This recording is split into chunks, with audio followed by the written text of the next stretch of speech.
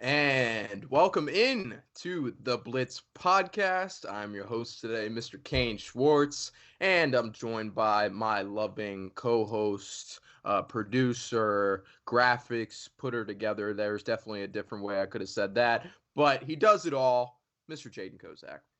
How you doing, man? You ready to talk some Week 6 NFL action? Yeah, doing pretty good. We got to see a lot of action here in this week 6. Pretty excited to talk about. Didn't get to preview it with you guys, but you guys still put together a great show.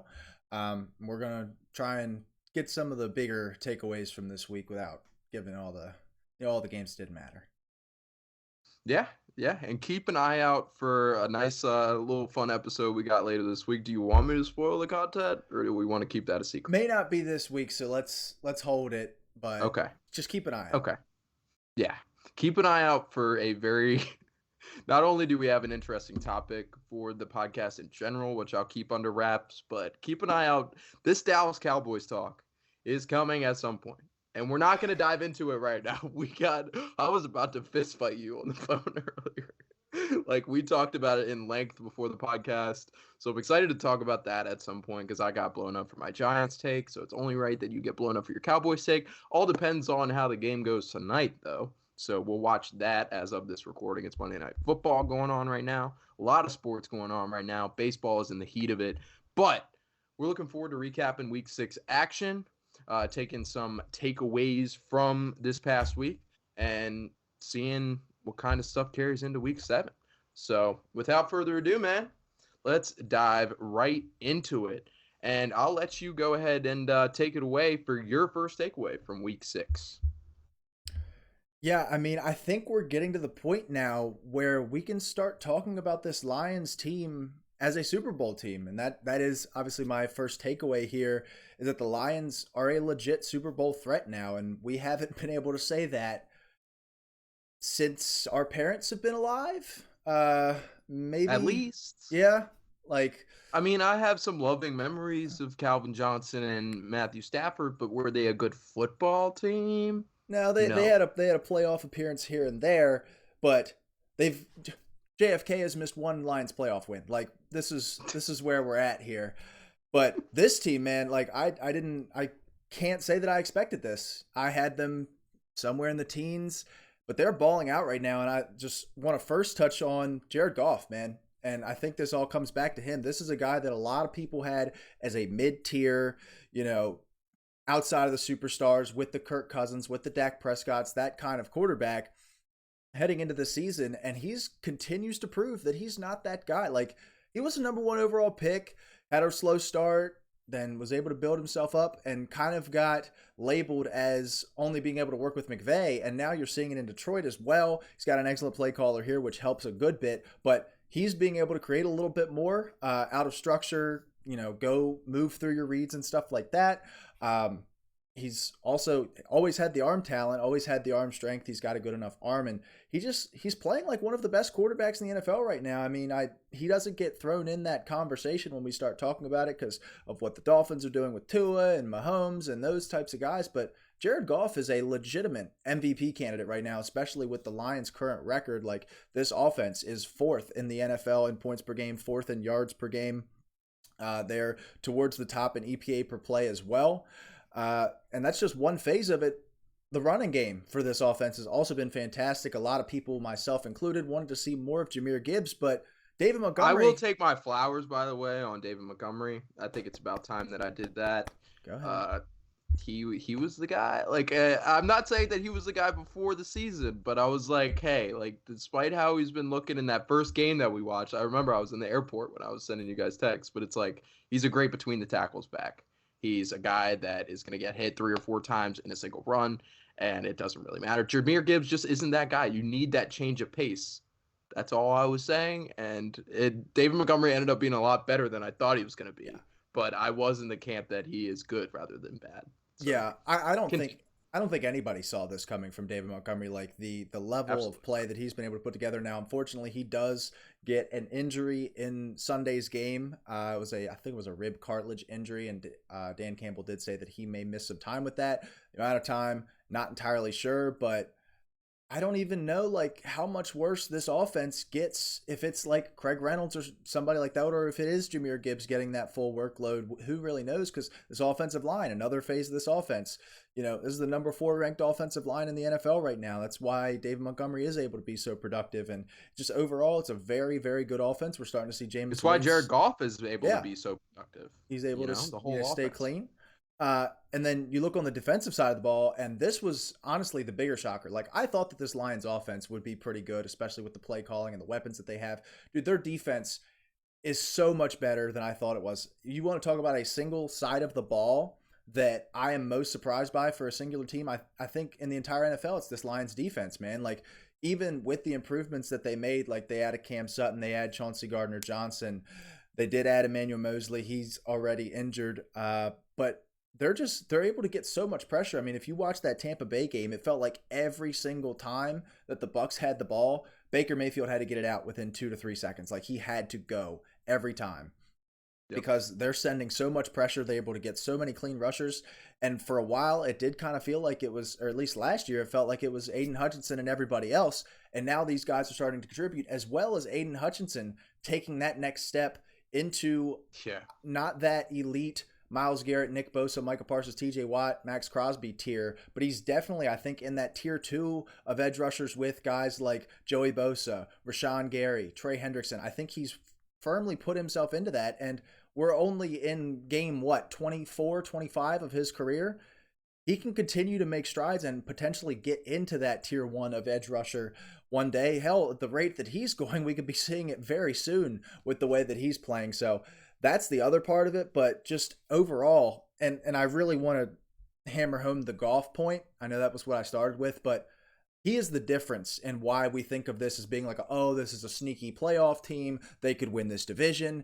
To the improvements that he's made has moved them into like, they can win a Super Bowl with Jared Goff. Like, that could happen.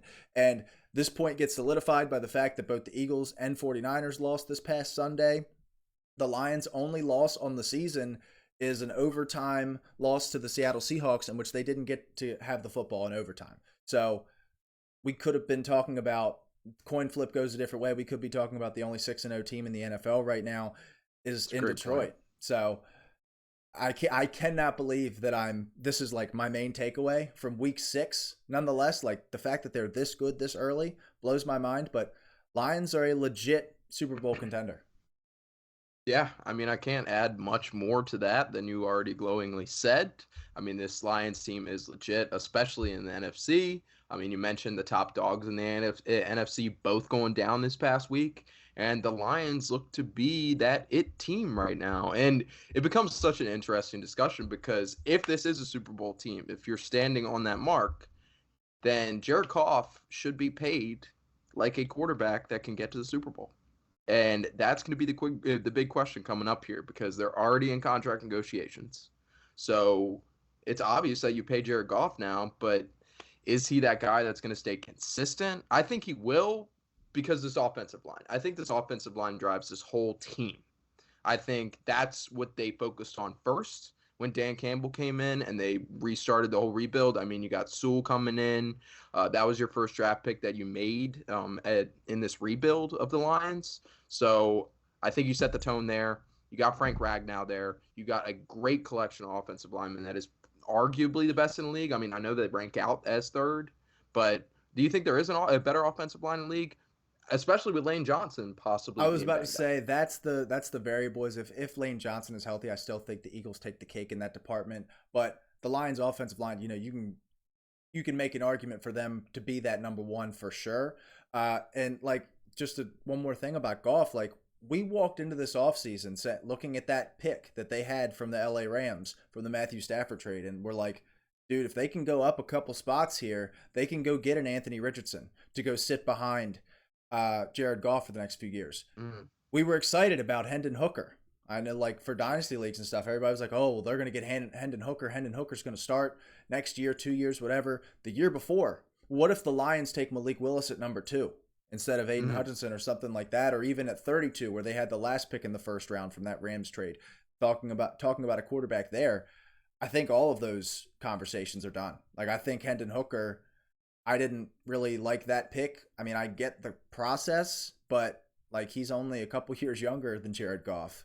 And to expect him to get to the But point where Jared Goff was, and especially where he is now. I mean, this guy's yeah, number one graded quarterback on PFF. He's I believe in his last 17 starts, he's got 4,400 yards, like a 25-4 interception or touchdown interception ratio, 13-4 record. He's playing like one of those dudes, and I think that we just have this thought in our minds that he cannot ascend into that conversation. I think he's much closer to guys like Trevor Lawrence, to guys like Lamar Jackson. Dare I say, to guys like Justin Herbert, Jalen Hurts, he is than older he than is. all of those guys. No, but I'm I saying in will like say. quarterback rankings than he is Yeah. to, you know, Dak Prescott and that tier of Kirk Cousins, Derek Carr, that tier of quarterback that we had him in coming into the season. A lot of people had him in coming into the season. He's ascended much closer to those guys than he is to the lower tier group that we had him in. Yeah, no, I could totally agree with that. Another guy before we move on that's also starting to ascend into elite company at his position, Sam Laporta, dude. I mean, there was a lot of question marks about whether Sam Laporta was the right pick when he got made. I mean, Michael Mayer was still on the board. You still had Darnell Washington still on the board. So it was kind of an interesting pick when they made it. And it's turned out in all the best ways. I mean, he's easily the best rookie tight end. He's the fifth ranked tight end in all of football right now. And he's another Iowa guy who's built for that, you know? Yeah, I So another mean, Iowa tight end that seems like it's working out is awesome. yeah, and I think you got to credit a lot of that to Dan Campbell. Comes over as a tight end coach, gets this head coaching job, and he's had T.J. Hawkinson. Now he's got Sam Laporta. He had 8 games of not having one of the 3 or 4 best tight ends in the league. Because Sam Laporta, quite frankly, I mean, you don't see this from rookie tight ends. We talked about this, especially for fantasy purposes. We were like, oh, rookie tight ends, they usually don't get going until a year, 2 years. This is almost Yep. unprecedented in recent times to see a tight end play this in. It's not like a flash in the pan thing. I know we're only 6 weeks in, but he's been consistent week in, week out, getting production, and it's just another weapon for them. Amon-Ra, David Montgomery, Jahmyr Gibbs, Jamison Williams getting back into the fold. Josh Reynolds is playing really well. Like, it's a lot of good going on in Detroit right now. Yeah, and that's why the Lions are a Super Bowl team right now. So my big takeaway, or my first big takeaway from this week, is that the Chiefs are altering their identity. Let me say that again because I didn't get Chiefs out all the way. The Chiefs are altering their identity. And the basis behind that, man, I mean, they're on pace for the most rushing attempts in the Mahomes era. And let me elaborate on that a little bit. I mean, first of all, they talked a lot about it on the broadcast. Andy Reid, I mean, it's no question now, especially with Belichick's troubles, that Andy Reid is the best coach in football, hands down.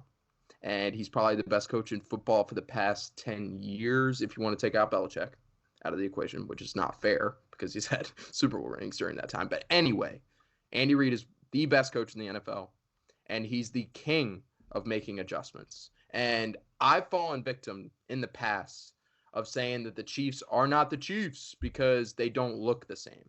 Like when they lost Tyreek Hill, and you can attest to this, like I was hammering on the table every week that like there's something wrong with this Chiefs team. They can't do anything without Tyreek Hill. This doesn't look like the Chiefs. This doesn't look like Patrick Mahomes. And they proved me completely wrong. And I'm not going to make that mistake again. And I think a lot of people are sleeping on the Chiefs right now because they don't look like the normal Chiefs. But they're doing what Andy Reid has always done. They're altering their identity. They're changing the script. And it really comes down to the run game. So far this year, they rank 13th in rush attempts among all the teams in National Football League. So that puts them on pace for a first top 15 ranking in rush attempts since 2016. That is 7 years since they were top 15 in rush attempts. Right now, they're 13th. They could finish as the top 10 team in rush attempts, which is even crazier to think about. And a fun little debate that we had before the podcast. Guess who the last Chiefs running back was to finish top 15 in rush attempts?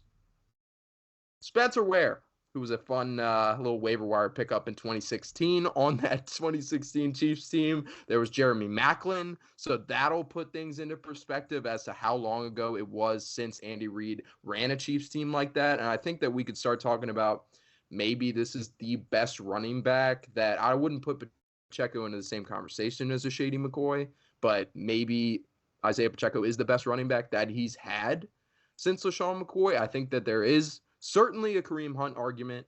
In his rookie season, he went for 272 carries, over 1,000 yards, and almost 10 tuds. Pacheco's looking to do much of the same, as he's on pace for 247 carries, over 1,000 yards, and 9 touchdowns. So the Chiefs team has altered their identity to make it almost a run-first team that relies on the run game because of the lack of receivers that they have. So I love what this Chiefs team is doing right now. I love Andy Reid that he's doing this, and I like that we have a new brand of football in Kansas City. But what do you think, man? What do you think from all that? Before we get flamed in the comments, did we ever get a verdict on if Andy Reid coached Jamal Charles? Because that's a good question. Let me look into that. But so you elaborate on my point, and I will go ahead and look at that. To further elaborate on that, man, like I also think that something that needs to be taken into account and why it feels a little different is this defense is also playing at a really high level, and that is also part of altering their identity. This is a team that over the last probably 6 or 7 years has been a team that needs to try and, boat race their opponents, get to 30 points to win these games because their defense can't really hold them. I mean, we remember in those 2020, 2021 seasons where the Chiefs defense was getting lit up on a week-to-week basis. Now, this is probably the best defense that Patrick Mahomes has had since he's been in Kansas City. So that is also part of it. Allows them to control games. I mean, we were looking at that Broncos game on Thursday night, and we're like, oh, well, the Chiefs should put up 50, but they could just play good defense and control these games. They don't have to unload the clip with the playbook and show everybody all these plays that Andy Reid has in the chamber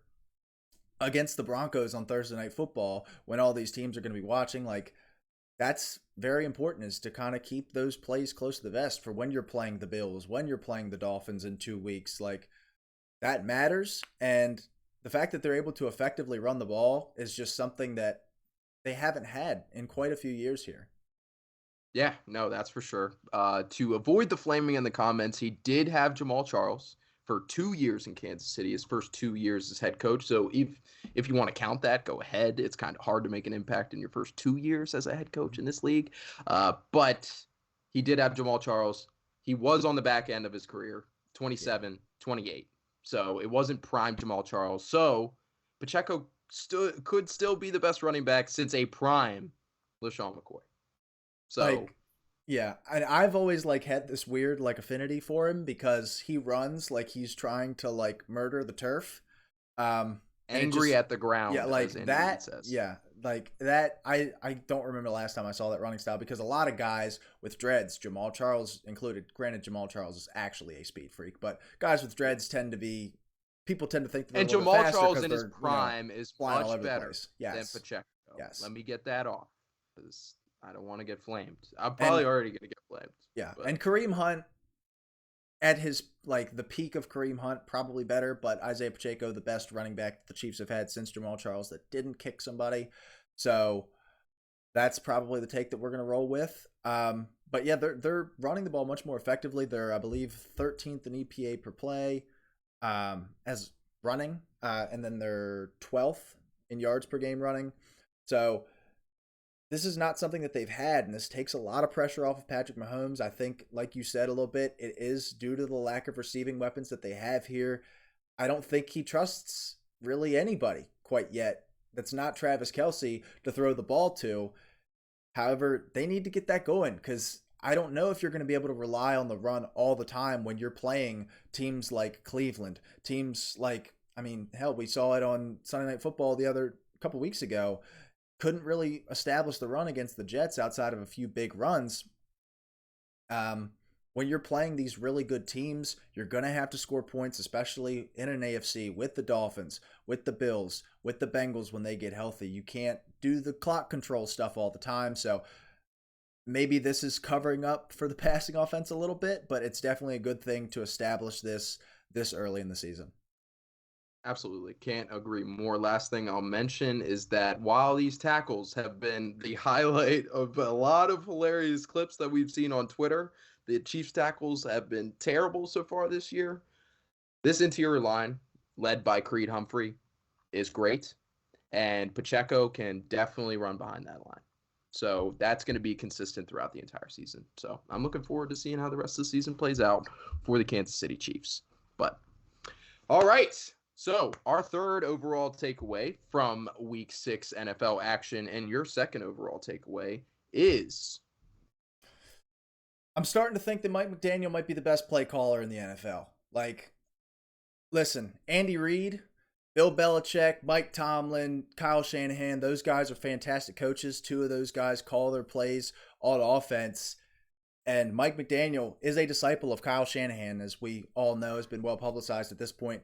But what he's able to do, he is insanely creative with this offense. I mean, they got in a 14-0 hole against the Panthers, and we were all like, what's going on down in Miami?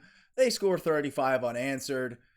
Mike White's in by like midway through the fourth quarter, just ho-hum, whatever. I think Tua's only finished 3 games so far this season because they can just take him out and put Mike White. Like, it's insane what they're able to do with motion, how they're able to not only just be like, okay, well, we have Tyreek Hill and Jalen Waddle. They're really fast. We're going to get them on the move and make them really, really fast. Jalen Waddle finally got involved this week. That was nice to see. Tyreek Hill had a, ho-hum 164 yards. Tyreek Hill is, I believe, 180 yards-ish away from 1,000 yards. And I'm sure you caught the backflip with the phone, so not a lot of humans could do that. Very impressive. I did think it was funny. The UK NFL Twitter page tweeted that video, but then realized we're going to fine him for this, so it's probably not a good idea to be promoting this, so they deleted it. But, 164 yards, just whatever. It's Tyreek Hill. He's got 800 yards through 6 weeks. I think he's easily on pace for 2,000 at this moment. Maybe not, like, super easily, but I think he is on pace, that was his goal coming into the season. He said, I want to be the first 2,000-yard receiver. He's doing his damnedest to get there, and Mike McDaniel is doing his damnedest to get him there. I don't know if he played. Chase Claypool might be introduced to this offense here soon. A little speed tight end. I'm just saying. Stop. Dude, he's been in impressive. Matt Canada's offense and Luke Getsy's offense. The reason why it didn't work in Chicago is because of his unwillingness to block. The Dolphins have used Tyreek Hill at tight end at multiple points this year. They don't need him to block. And if they're on a play, we're like, all right, we're going to need you to block, Chase. They won't put him in the game. I don't know. It feels very Chosen Anderson. It feels like Chosen Anderson 2.0. Hey, buddy. I'm sorry. But yeah, I can sit here and read off the stats for you. They're averaging 37 points per game. They're averaging just under 500 yards per game. Statistically, they are the best offense since the show on turf, which, if you don't know what we're talking about, it's the Rams offense with Marshall Faulk, Kurt Warner. I mean, we're talking about a very old team here. Yeah, and especially era adjusted, the best offense that we've seen in the NFL. Now, obviously, yards are picking up a little bit, pace of play and stuff like that, but they are averaging almost 0.6 of a point per play, which means if they get... Oh my God, dude, what? Every 5 plays, they get a field goal, pretty much. Every 5 offensive plays, they get 3 points, which is bananas. They're averaging 8 yards per play, which means that they very rarely are going to get to third down. And they're converting 44% of the third downs. That's 7th in the NFL. They're number 1 in red zone scoring. They get a touchdown 80% of the time when they're in the red zone, which is 4 out of 5 times. If they get in the red zone 5 times in the game, they don't throw the ball. You want to talk about the strength of this team is the passing game, obviously. But every time they get inside the 5, they will not throw the ball. That's not going to happen.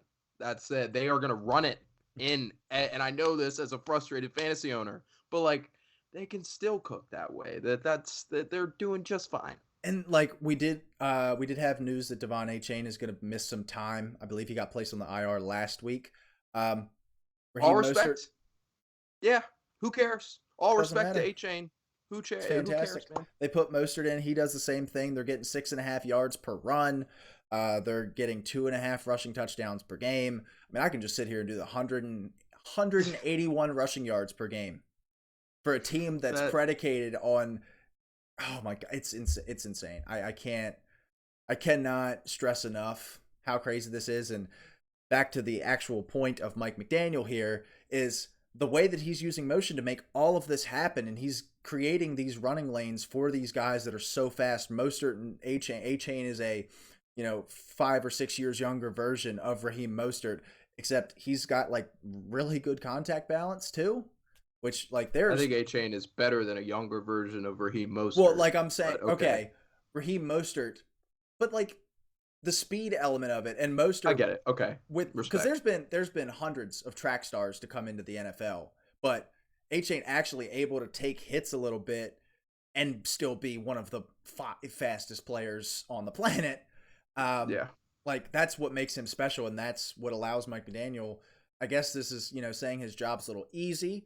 But not everybody can make what's happening here. What's happening here is truly special. Like especially if this holds for the rest of the season, this may not be repeated by a non-Dolphins team. It won't be. Yeah, because unless they do it again next year. Well, teams will adjust next year. I don't know how you adjust. You can't. That's the problem. Of an offense. If Tyreek Hill is doing like the arena football, like getting a 10-yard head start where he runs from the left side all the way to the right side and they snap it and he just turns up and goes, there's literally nothing you can do about that. Because especially if he goes from left to right and then when they snap it, he goes back, runs a crosser to the left, there's no corner that can even build up that speed to then cut all the way back that way and stay inside. It's impossible. Because if you there get wasn't on the anything you could him, do against Tyreek Hill in the first place. It's so impossible. Now you just have to make it harder. Like impossible, as you put it. I don't know what to say anymore. Like, I love Kyle Shanahan, and it's almost like we're frustrated at how good Mike McDaniel's offense is. The more and more I talk about it, the more frustrated I'm getting that like I've got to sit on I've got to watch jet sweeps every 6 plays with Matt Canada every week when we could be doing this. Like every team in the NFL could be doing this. Maybe not with the personnel, but they could be doing it with somebody. Yeah. Man, I don't know what else to say. Put a smile on your face. It's fun. It's history. It's offense. It's scoring. It's all the great things that you wanted. And Mike McDaniel, it couldn't happen to a better guy. Not that it's happening to him, but it couldn't be a better guy that's making all this happen. Because Mike McDaniel is one of the coolest coaches, personality-wise, that we've had in the NFL for a long time. So, yeah, go Mike McDaniel. Best play caller in the National Football League. Period. My second takeaway from this past week is that Joe Burrow seems to be getting his footing back, man. I mean, he looked nice on Sunday. I mean, the thing that I noticed the most was his mobility. I mean, his ability to roll outside the pocket. That was something that he just could not do in the first 5 weeks of the season. And I mean, we talked about together on this podcast, and I talked about it again with Tyler at some point. There was questions about whether or not you shut down Joe Burrow for the season with how he started his season and how his calf looked. I mean, you just don't. He's the most expensive toy in football. Why would you want to keep messing that up? But it seems like he's gotten his rest, and the Bengals bounced back in a big way this past week. I mean, I got to love Joe Burrow. Looking like himself again. I mean, he's got the connection with Jamar Chase. I mean, Jamar Chase has been good all season. He just hasn't really gotten targets up until these past 2 weeks. And now they're finally getting Jamar Chase involved. Now, it's still up for debate whether or not Zach Taylor's a good coach, whether this Bengals team is going to be this competitive for the rest of the season. That's all up for debate, and I'm willing to hear all of that. But Joe Burrow, he was playing like just regular Joe Schmo Joe Burrow for the first 5 weeks of the season. This is Joe Shiesty. Joe Shiesty has returned in Cincinnati, and I can't love it more, man. Gotta love the franchise quarterbacks making their stamp on the 2023 NFL season in Week 6. Kind of tough, but yeah, Joe Burrow is back. I don't know how I feel about this whole Bengals team, but I think Joe Burrow being back is the first step in the process to coming back into stardom. But what do you think about Joe Burrow this week? Yeah, I mean, as a whole, like on a pure quarterback performance basis, I think Arizona is probably the game where you point to and be like, okay, this was Joe Burrow being better. But I will give you the mobility thing. Like he did look like he could move a little bit more, and that's what you like to see. Now they also head into the bye week after you saw that progress. That's another great sign because now he gets full 2 weeks to rest up and heal that that calf a little bit more. You would hope by week 8 it's to the point where like, okay, he's pretty much like he's like 95% healthy now. But the other part of this game that I just want to touch on, I know it's not necessarily Joe Burrow, but this defense really looked good. And that was one of the primary reasons why they were able to get this win. Joe Burrow didn't have as much. Rush, yeah, specifically. It's really starting to come together, because that was one of our main criticisms about the Bengals early in the season is while Burrow is unhealthy right now, usually the Bengals defense will be able to kind of keep them in games. It's not an outstanding unit, but they're very underrated. They do their job well, but they weren't even doing that at the beginning of the season. And that was the turmoil. That was why we found them troubling. And now they're starting to pick that up again. Joe Burrow's starting to pick it up again. They're just, after those first few weeks for the Bengals, they turned this thing around. And I don't know, probably a month and a half from now, we're talking about them as a Super Bowl team again. We're not there yet. We're seeing positive things from Joe Burrow. It's so eerily similar to what happened last year. It's ridiculous. That's what I tried. Like, that's what I was trying to echo was like, look, they did this last year. It's a little different because of the injury, but they take time. I don't know why they take time. I think that part of that, and maybe not as much this year, but definitely last year, can be attributed to Zach Taylor. And like, thank you. There needs to be a reason, and there needs to be a fix for why you're starting 0-2, why you take 4 to 5 weeks to fully get the offense and the defense up to speed and playing at the level that we know that they can play. That part needs to be adjusted. I mean, obviously not something you can adjust until you get to try again at the beginning of next year, but like, that's the main criticism of Zach Taylor for me, because once they get going, you've got Joe Burrow, you've got Jamar Chase. I believe T. Higgins was on a snap count in this game. He didn't do a whole lot, but another guy, get him into the bye week. Rest up. I believe it was a broken rib or like a really bruised rib? Because I remember the report was it's just a measure of pain tolerance of like, they're going to shoot him up with stuff and it's just how much you can do. But like rib injury. Cracked rib. Yeah. Like that's not something where you can just like, just forget about it. Like you feel it every time you breathe. When you're a football player, you feel it every time you get tackled. So it's not the easiest injury to play through, and I think that an extra week, this bye week, I don't even really think this could be coming at a better time for Cincinnati. You have some momentum going into it. The schedule does get a little bit tougher after this stretch for them, so really good timing on the bye week, and we're talking about the Bengals as a contender again, I think. Yeah, absolutely. I mean, are we ready? There was some question marks about whether or not Joe Burrow was even a top 5 quarterback with the way he was playing to start this season, but are we ready to put him back into that category, like for just in general, not how the season is going right now, but talent-wise? Yeah, top 5 guy. The talent-wise, I don't think he ever left, and if he did, he shouldn't have, because we know when he's healthy. Well, there was some talk about that. That's and I think that was some like, oh, well, he's missed 2 games within like. We're talking heads on ESPN and stuff like that. We'll get that going, and that's part of the problem, and that's why people don't watch that anymore. But now that he's back, it feels a lot easier to say it, because for a few weeks it was like, oh, well, the calf is healthy, like he's good enough to play, but he's not playing well. That was the concern, and I think that's why a lot of people were flipping out. I think the real line was that Titans loss, where they couldn't really do anything, even after getting the win against the Rams on Monday Night Football. I think a lot of people were like, oh, okay, it's fixed, and then they drop another dud to Tennessee. But 2 straight wins, you get the bye. Now, after that, you got to go to San Francisco, and you got the Bills on Sunday Night Football. Then you got Houston, Baltimore, Pittsburgh, Jacksonville. Got to win those 4 games. You got it. So you got those 6. I feel like you do kind of have to win 4. Yeah. Like, I think they'll be at home against Houston. I think they'll be favored in that one. And they'll be at home against Pittsburgh. I think they'll be favored in that one.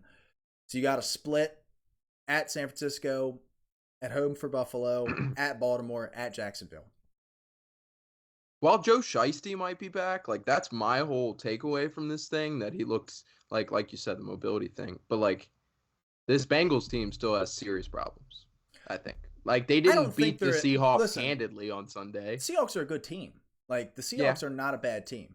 And I think But coming into the season, where do we have the Bengals in comparison to the Seahawks? Yeah, I mean, But 3 weeks ago, where'd we have the Bengals in comparison to the Seahawks? Like, they're making progress in the right direction. Okay. Like, yeah, not everything's perfect quite yet, but how many teams have everything perfect right now? Like, I think the Bengals are fine. Now, if they dropped this game in a similar way to the way that they dropped the Titans game, going into the bye week and looking at their schedule, panic button is smashed and broken. Like, we're having serious concerns in Cincinnati, but they were able to gut this win out despite, even though Burrow looked better, still wasn't like a vintage Burrow game or even as good as he was against Arizona. They were able to gut this one out with the defense. 185 yards, 2 touchdowns, 1 pick. So it's like, it was, like you said, not a signature Joe Burrow game by the slightest, but if you watch the game, you saw how mobile he was. You saw him rolling out of the pocket like he hasn't done at all this year. So Joe Shiesty seems to be back in Cincinnati. We'll see what the rest of the team can do as we move forward in the NFL season. All right. My next takeaway, or your next takeaway in this, I won't steal your thunder on your next takeaway, so I'll let you present it to us, man. Yeah, I think the Browns might have just stamped themselves as the best defense in the NFL after this week. You go in, you've got no Deshaun Watson, you've had no Nick Chubb for a few weeks now. Doesn't matter. This defense is insane. I believe there was a point it was right before the final drive for the 49ers. So every drive in the second half up until that point, they had 11 yards in the second half up until that final drive. And we've seen this offense. I mean, we just talked about Miami. It's actually disgusting. I know. I could not believe that. Like, PJ Walker put together 100 yards against a good San Francisco defense, and San Francisco couldn't even muster that. Now, they do lose Christian McCaffrey. I believe midway into this game, so they were running with Jordan Mason for a lot of that, and Deebo Samuel, also a little questionable, but 11 yards, a first down, like, that's it. And this is a different conversation, but that 49ers team shouldn't be excused for that loss. Like, they still have Brandon Ayuk, you still have George Kittle, Trent Williams was back into the game at that point, so you have a fully healthy offensive line. It was just that Browns defense, like you're talking about. Yeah, and look, I am fully aware that if Jake Moody makes a very makeable NFL kick, we're having a different conversation right now. But I'm not sure if we should be, because what the Browns did on Sunday, should not be changed by the result of one kick. They still put together a phenomenal defensive performance to get them to that point where, walking in with PJ Walker and Jerome Ford as your quarterback and running back when you were supposed to have Deshaun Watson and Nick Chubb heading into the season, and going in and beating this San Francisco team that we just talked about Miami. We were talking about San Francisco, maybe not as high, but probably the second best offense in the NFL, mixed with one of the best defenses in the NFL in San Francisco. To not get, like, really anything, especially in the second half. I mean, the first drive for San Francisco, I believe they scored. They walked right down the field. But after that, it was just a whole lot of nothing. They had trouble getting Ayuk the ball. He had I think he had 11 targets, only 4 catches in this game, so that's a little concerning. But on the Brown, obviously, let's talk about the Brown side. I mean, they're allowing the least yardage per game in the NFL. They're averaging, I believe, just over or just under 200 yards per game, or allowing that. Yeah, just over 200.4 yards per game. They're only allowing 15 points per game. Yards per play, they're the number 1 in the NFL. They're, like, playing fantastic, and I talked about this in week 1 about how those additions that they made, Zadarius Smith, Dalvin Tomlinson, to help Myles Garrett out, as he's been that, like, number 1 guy, and then they can bring 2 to 3 guys onto his side over the last few years because of how dominant he is and how there was not a whole lot else there to impact him or impact the game. Now they don't have that, and he can kind of get single coverage a lot more, and we see how dominant he is with single coverage. I just think this is a huge win for Cleveland. The Deshaun Watson status is still up in the air. I know that I saw a report after the game that he may even miss more time with an injury. PJ Walker was slinging that thing, I will say. He was slinging that thing. He was playing he was in the game. I saw him play. Okay. Like, what was his PFF grade? I'm interested to see. Let's see. Let's talk or a something. battle at who can get there first. Oh, it was bad. Oh my God, it was really bad. What were you talking, dude? What are you talking about? I saw a couple plays where it looked like he threw a good football. That was I was talking out of Have my you ass. seen it? Have you seen it, or do you want me to say it? I'll just It's what the PFF grade? 26.4. Okay. Worst of the season of anybody that took snaps What was in DTR's 2023. last week? Not too much higher. 38.4. Wow. So the Browns Wow. might have a bit of a problem over the next few weeks, especially with they've already caught their bye. And again, you don't have Nick Chubb to lean on. Like if Deshaun Watson gets hurt with Nick Chubb still here, you can lean on that. Kareem Hunt scored a touchdown on Sunday. Ooh. Oh, okay. So I'll tell you this Browns defense going to have to be the best in the NFL, or if not just one of the best in the NFL for the remainder of this season for them to have a chance in this AFC that we seeing it's starting to thin out a little bit. Like that's one thing that we talked about at the beginning of the season where we were like, oh, there's 8 of our top 10 teams are in the AFC, not even including the Jags who, look like they're going to be towards the top of their division still. The Jets get moved to the back of that conversation, but you've got to stay afloat somehow without Watson to this is everybody's jumping on top of each other in this conference right now, and if they see a Deshaun Watson injury, they can pounce on that. It could get rough quick here. Let's go take a look at their schedule. So after San Francisco, mildly difficult schedule. They got Indy next week, who's been feisty. They've got Seattle, both those games on the road. Then they get Arizona. Then they get Ravens, Steelers, Broncos. It's actually not a wow. They actually have a really nice schedule. So after the Broncos, they get Rams, Jags, Bears, Texans, Jets, Should I whisper Bengals. this? Go ahead. Whisper. I might have to whisper this. Can the Browns win this division So without Deshaun Watson and Nick Chubb? no, this defense is great. Don't get me wrong. My takeaway is that they have the best defense in the NFL because they're playing like it right now. They played like it on Sunday. But They beat the best team in the NFL without Deshaun Watson and Nick Chubb.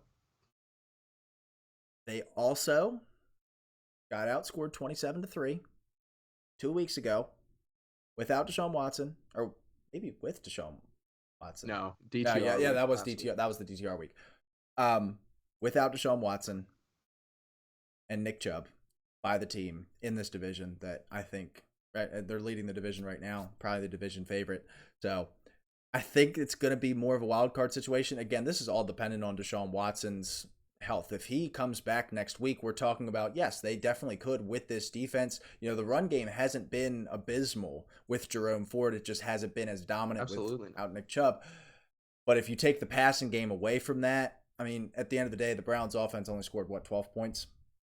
So that's kind of the tough discussion. I know that we're kind of walking away from the Browns having the best defense and turning this into a much more pessimistic conversation. What was supposed to be an optimistic topic. But the only reason we're talking about other things is because we know that this defense is one of the best in the league, and that's a staple. That's the thing, is like, this is not a variable unit. Like, you're not worried about this. Exactly. They're going to play at a top 5 to top 3 level on a week-to-week basis, regardless of who they're playing. We saw that this week against the San Francisco 49ers, which were widely regarded to be one of the 2 or 3 best offenses in the NFL.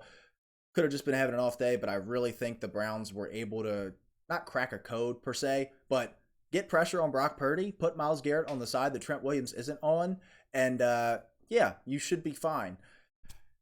The offense is the issue. That's what you're scared about. If Watson's like missing 5-6 weeks, something that's 5 to 6 more weeks, unfortunately, this defense might go to waste. I don't see a world in which PJ Walker and Jerome Ford can. I mean, even looking at those next 6, you'd have to win 3 of those to feel confident, and it's doable for sure. But I think there are gonna be weeks where this offense with no Chubb, with no Watson, puts up 6 points, and there's not a whole lot the defense can do about that. There just isn't. But overall, again, let's end this on a positive note, man. Yeah. They're 3-2 because they just beat what we had to be the best team in football, and defense is playing fantastic. Myles Garrett right in it for Defensive Player of the Year, and if Watson can get back, we're talking about a team that, you said it without, but definitely with Watson, they can compete for this division easily. Yeah, No, absolutely. Last thing I'll add to that whole thing is that I think Jim Schwartz has made the Yes. huge difference Thank in you. this Forgot to mention that. defense. I mean, he former head coach in this league, former defensive coordinator on the Philly team that went to the Super Bowl, not only went to the Super Bowl but won the Super Bowl. So, and that defense was the staple of that team because if you can recall, Nick Foles was the quarterback of that Philadelphia Eagles squad. Yeah, Jim Schwartz, and they talked about a lot at the beginning of the season about how he's given a lot of energy to this defense. Like he's been like, you guys, I want you celebrating after every single play that you make as a team. And that's like a very Nathaniel Hackett type concept, which I thought was a little weird. But Jim Schwartz, coming from Jim Schwartz, a very respectable head coach, done this for a long time. Gotta love it. So I think he's made a huge difference on this defense. It's cool when he does it, not when Nathaniel Hackett does it. But one last note before we move Poor on. Nathaniel Hackett can't escape all the criticism. Just a low blow. My bad. Continue. Jim Schwartz, 8-1. Jim Schwartz defenses 8-1 against Kyle Shanahan coached offenses. Can't imagine that there's anybody in the NFL that has a better record against Kyle Shanahan's offenses from the Atlanta years to now. Can't imagine that there's any coach that has a better record than that. That's actually insane. That's actually insane against the guy who's probably second, if not third, to McVay, if not fourth. They've only scored over 20 points once. Wow, dude. Kyle Shanahan cannot escape Jim Schwartz. He lives rent-free inside his head, and that is why this Browns defense is one of the best in the National Football League. I could say the same thing, or much of the same, about this Jets defense that you just said about the Cleveland defense, because this Jets defense put on a show yesterday on Sunday, taking down the Eagles, one of the best teams in the National Football League. On Sunday, it was the best game of the day by far. It was in the 4 o'clock window. Love to see that. Love to see the Jets still making things happen. And we talked about a couple weeks ago about how Zach Wilson's able to keep this team afloat. In the meantime, this Jets defense is going to keep this team competitive until Rodgers comes back. Because I really do think Rodgers is coming back. He was throwing a football today, by the way. But we're not talking about the Jets offense. We're talking about this defense and how phenomenal it has been. And Robert Saleh had a quote today that I'm paraphrasing when I talk about this because he said something along the lines of we've played some phenomenal quarterbacks, a gauntlet of quarterbacks actually is what he used, and we've embarrassed them all. And I mean, he's right. When you go look at it, I mean, they played the Eagles on Sunday. Hurts had 3 interceptions in that game. He looked terrible. I mean, there's some serious question marks about Jalen Hurts going forward, and a lot of it's coming out of this Jets game. That was the second 3 INT game of his entire career. And for a guy like Jalen Hurts, who is like an air raid type of guy, 3 interceptions in a single game is concerning to say the least. And this Jets defense gave him all sorts of problems. And I mean, Saleh mentioned a gauntlet of quarterbacks. They played Patrick Mahomes. He had the worst single game PFF grade, 52.5, since 2021. So he didn't have a worse game all season last year without Tyreek Hill. So that's crazy to think about. And then they played Josh Allen. He had the worst single game PFF grade of his career since 2019, 49.6. I mean, they're giving some of the best quarterbacks in the NFL some serious trouble. And I think this Jets defense is going to keep doing, man. I mean, Sauce Gardner, I don't know what his injury status is right now. Because do you happen to know what he's dealing with on the injury side? They said it was concussion protocol. Now, I also saw a report that it was an illness, which was accompanied by a video of him getting his food the Aki way. So that may have some part to do with it. Yeah, you didn't see that? He was getting his food the Aki way. Got like chopped cheese, mozzarella sticks. Probably why he had a little bit of a stomach bug. But they also didn't have DJ Reed in this game. So I remember saying right as that game started, I was like, yeah, A.J. Brown and Devontae Smith might be a problem against their 3rd and 4th corners for the Jets. And that was not the case. I mean, neither of those guys had atrocious days, I don't believe. But Jalen Hurts sure did. I mean, this was the worst that we've seen Jalen Hurts look in a singular game really since his first season as a full-time starter, or his first couple starts. And I mean, this Jets team as a whole, you talked about the Zach Wilson being able to keep them afloat. The Jets defense is the ship. Zach Wilson just has to kind of not run it into It's a humongous great point. waves and That's a great icebergs. analogy. Like, just don't do that, because this ship is massive and it is strong and it is durable. Because dude, like the same things that I said about Cleveland, I'm gonna say about like they were always putting pressure on them, even against an Eagles offensive line that we know to be one of the best, especially what they're able to do in comparison. They'd have some weird plays like Dallas Goedert catching a screen, having it popped up in the air, and Quinnen Williams gets an interception. But they're second in the NFL. Yeah, they're second in the NFL in takeaways, tied with the Bills, and then behind the Jags with 13 in 6 weeks, so 2 a game. You get 2 free possessions for Zach Wilson and company. That's very important. But if you can force the Eagles to turn the ball over 4 times in a single game, you're going to do pretty well, because the Eagles, one of the best ball control teams in the NFL. Jalen Hurts already up to 6 interceptions on the season so far. 3 of them come in this game. He had 7 all of last year. So that just shows how big it is for them to have that many turnovers, especially with no Sauce Gardner. No, He's not DJ the type Reed. of quarterback that throws for 3 interceptions in a game. Yeah, like it's not like he doesn't have those Josh Allen like, oh, I'm going to throw the ball to defense 4 times today because I want to. Like, granted, the last time that happened, Jets game, Jets defense. So they're flying around, they're hitting. Quincy Williams been one of the bigger breakouts in this season so far. He was like one of the main, like, are we certain about this guy for this Jets defense? He's been fantastic this year. Another guy I want to highlight is Bryce Huff. He's got, I believe, 25 pressures. I can't remember if that was before or after this past Sunday, but he's been fantastic, and he's like their 4th edge rusher. They just bring him in off the bench, and he gets pressure. He's got, I believe, 25 pressures on 87 pass rush snaps, I believe was the number, which, you go looking around the league to guys in a similar tier. I mean, my guy TJ Watt's got 27 and I believe 150 pass rush snaps. So Bryce Huff really getting after the quarterback right now. And we're going to talk about this Jets team a lot because they are polarizing because of this defense and because of Zach Wilson and because of Aaron Rodgers looming.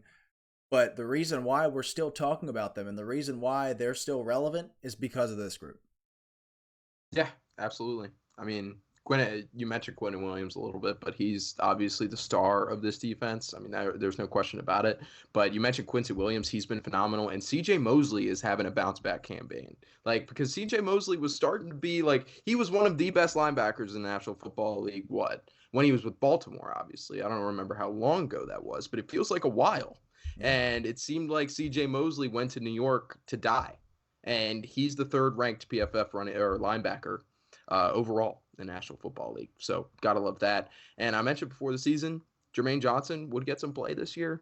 He has been fantastic, but he has looked imposing when he's out there. And he is a former first-round pick that got a lot of hype in the draft. So they're making all things work in New York right now. Like you said, it is an oil tanker of a defense. Zach Wilson just has to. It's like Dwight steering the ship in that Office episode on the Booze Cruise when he's not really steering the ship. It's the defense, but you can give Zach Wilson the wheel. I'm getting a little too deep into the analysis here, but this Jets defense is elite and definitely has an argument to be the best in the National Football League right now. One housekeeping note. That was not the worst single-game PFF grade of Josh Allen's career. It was since 2019. I know I said that, but it came out very iffy since 2019. And to put that into perspective, I mean, Josh Allen in 2019, we were questioning whether or not he was going to be a future quarterback in this league. That was before Josh Allen became the Josh Allen that we knew today in 2020. And exactly. Since then, so definitely like since Josh Allen was reborn, let's say, this has been the worst game of his new career for sure. Just one more, I said it again, and I'm going to say it again. Like, this is the only reason why we're still talking about the Jets. Like, if this defense was a middle-of-the-pack unit, the Jets are done. Aaron Rodgers isn't talking about coming back. There wouldn't even be championship expectations in the first place when Aaron Rodgers was here. Exactly. Not many defenses can do that. Not many defenses can support a team and offense that's been as stagnant and as stale as theirs has through these 6 weeks. Not many defenses can support that for that long. Teams can do it on a week-to-week basis, and I know that they're 3-3, so they've lost 3 of those games, but I just very, very impressed with this Jets defense as a whole, and probably, I wouldn't say their best performance, but definitely one of their 2 or 3 best performances coming without Sauce Gardner and DJ Reed. So very, very impressed with what I saw on Sunday and hope that it continues moving forward. Yeah, me too. I mean, I'm a Hard Knocks darling, but in Hard Knocks, they talked about so much how this defense is the best in the National Football League. And at that time, we were just kind of like, yeah, okay, we'll see. And they're putting on a show right now, to say the least. So, okay, I think that just wraps up the takeaways from week 6 of NFL action. Looking forward to hopefully another episode this week with my guy Jaden, because we've got a lot of stuff to talk about that's going to be pretty pressing coming up here. We'll see what the result of this Monday Night Football game. That'll definitely have a lot to do with it, but I'm looking forward to the episode we have later this week. And until then, catch you guys later. Peace!